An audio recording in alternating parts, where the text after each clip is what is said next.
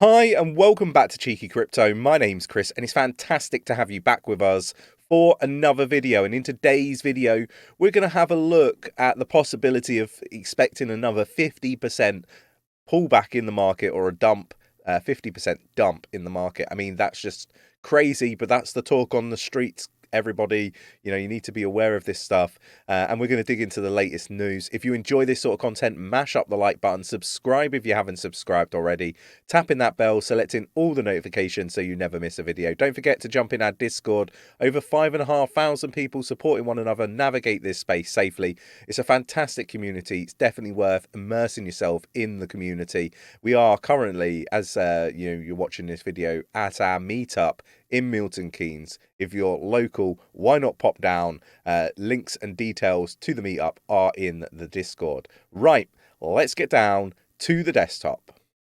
Okay, so the first thing that I want to cover off is just a little bit about Sam, Uncle Sam. Obviously, we called this out super early, but SBF was trying to destabilize the crypto market to save FTX. This is the word on the street. Trades made by Alameda Research were reportedly focusing on depegging Tether's stablecoin. So look, this is just craziness, right? And I think we're going to find out far more. But Tether executives and Binance CEO 𝗕𝗓 worried that Sam SBF, former FTX CEO, was attempting to destabilize the crypto market, aiming to save the now bankrupt exchange, according to reports.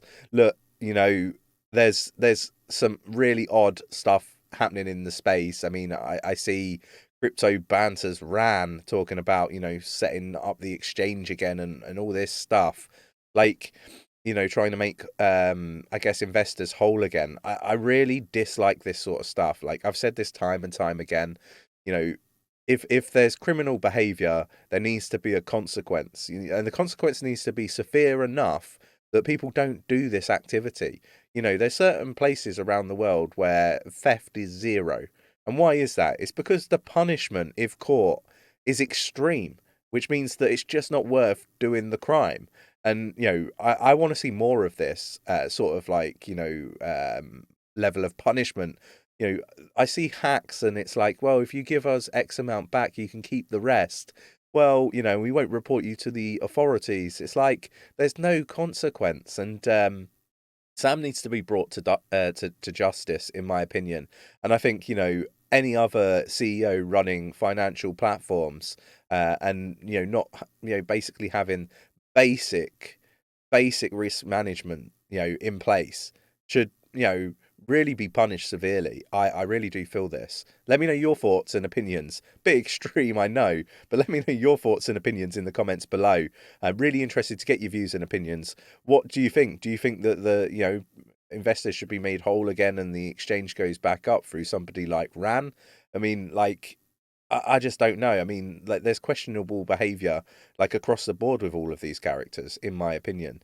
But let me know your thoughts and opinions. So the next article that I want to cover off again is just something that actually probably there is an element of truth to this, but basically claimants are claiming that the delisting of tokens is leading to price crash, and ultimately they're collectively trying to claim about $10 billion, and it's against many different exchanges, one of which is Binance.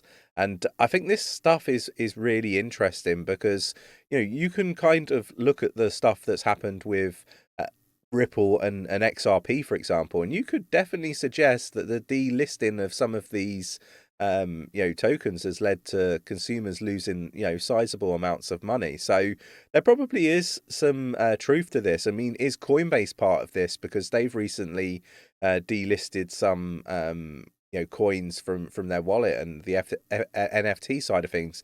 Like, I do kind of feel like there's got to be a line that's drawn, but this stuff is really, really interesting. And coming on to Coinbase, this is kind of where I wanted the main focus to be, really. Coinbase CEO issues stark 50% crash prediction following Bitcoin and Ethereum and crypto price meltdown. Now, what is possible, or likely to happen here? We're talking 50% down from 17,000. I mean, that is a bold claim, but it's a bold claim that probably aligns to Nick and myself's kind of thought process with the whole macro landscape and the contagion still not dealt with within the crypto space. I do feel that there's far more to happen in the space. I think there's far more, companies and exchanges that are already bankrupt. We just don't know about it just yet, and they're just about keeping it together. But I do think that there's going to be far more companies fail. I think that credit card debt is going up. People are going to lose their houses. Banks are positioning themselves ready to buy up housing. I mean, Lloyd's, for example, in the UK is going to become the biggest private landlord. That's the mission. So look, you see all of this stuff happening. I do kind of feel like all of this stuff is set up in order to, cause maximum pain and for maximum gain, and for us to see that, wealth gap massively change, and the wealthy get far more wealthy and the poorer get far more poorer. This is kind of the way of the world and this corrupt system that we're in my opinion. So look, it's scary times. We're in a recession. The crypto market hasn't seen this before. My message before all of this kicked off was preserve capital. Make sure that you're keeping your capital safe. Question the risks that you hold, and if you need to hold those risks, look, just put in some basic, risk management. And I think, you will be far better off in the long term than if you weren't to have that basic risk management. Jump in the Discord. We cover a lot more of this stuff in far more detail. Understand what stable coins are and, the different types of stable coins. Do you need to be holding stable coins? Do you need to be on exchanges? What's the benefit? What's the pros and the cons? All of this stuff, we cover this in quite a good amount of detail in the Discord. So do jump down. It's absolutely free. I'm not trying to sell you anything. Link is in the description of the video. So look, I align, maybe not necessarily going to come out and say 50%, but we do have further downside. I do think that, the prices are going to be going much lower. And I think that we're not necessarily at the peak of, max pain right now. I think people are just about starting to feel the pain, but people are spending too much money still, which means they've still got disposable income. That disposable income will disappear. Credit card debt and other debts, other forms of debts will go up. Savings will reduce, and people will be left with, the realization that they've lost their jobs, they've lost their homes, and they're on the verge of bankruptcy as individuals. So I think that we're nowhere near where we're likely to be, and that is not, I'm not saying this just to scare people. I'm saying this because I really want everybody to be successful in investing and in this space. So we bring this stuff up, we talk about it, we try to engage with as many people as possible. People might not like the thumbnails, they might not like the titles.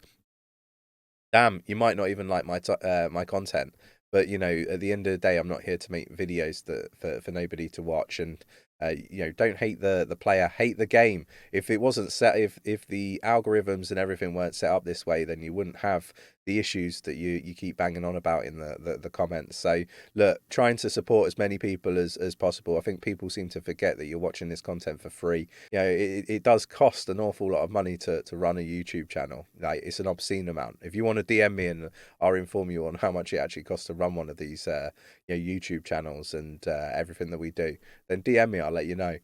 You'll be surprised.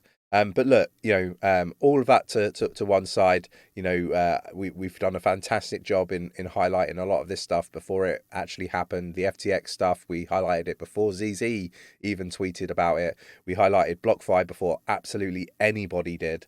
And, there's far more to happen. I've raised some concerns over some platforms in the Discord. Jump in, check it all out, and hopefully I'm wrong on some of these exchanges and platforms. I really don't want them to fail, but at the same time I want you to keep your capital safe. If you enjoyed today's video, mash up the like button, subscribe if you haven't subscribed already, tapping that bell, selecting all the notifications so you never miss a video, and I will catch you in the next one. Take care.